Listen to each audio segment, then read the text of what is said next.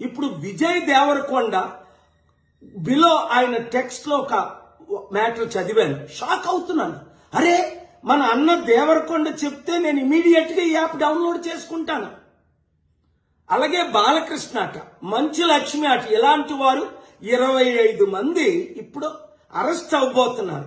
ఒకవేళ పోలీసులు వాళ్ళ దగ్గర పొలిటీషియన్స్ డబ్బులు తీసుకొని అరెస్ట్ చేయకపోతే వారందరినీ సుప్రీంకోర్టుకి నేను నడిపిస్తా. ప్రకాష్ రాజు లాగా మీరు కూడా తప్పయింది అని ఓపెన్ అపాలజీ చెప్పినంత వరకు.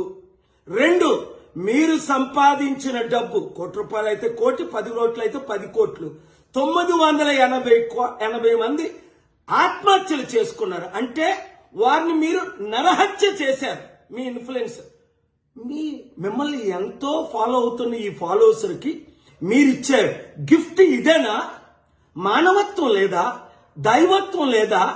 రాక్షసుల్లాగా వాళ్ళ జీవితాల్ని మీరు దోచుకోవడమేనా? ఎండ్ ఆఫ్ ద డే మీకు మిగిలింది ఏంటి? ఆత్మకు శాంతి కావాలా? మనసుకు రక్షణ కావాలా? నెమ్మది కావాలా? ఫ్యూచర్ మంచి పేరు కావాలా? లేదా చరిత్రహీనులుగా మిగిలిపోవాలా? ఆలోచించండి. 72 గంటల టైం మీకు ఇస్తున్నాను.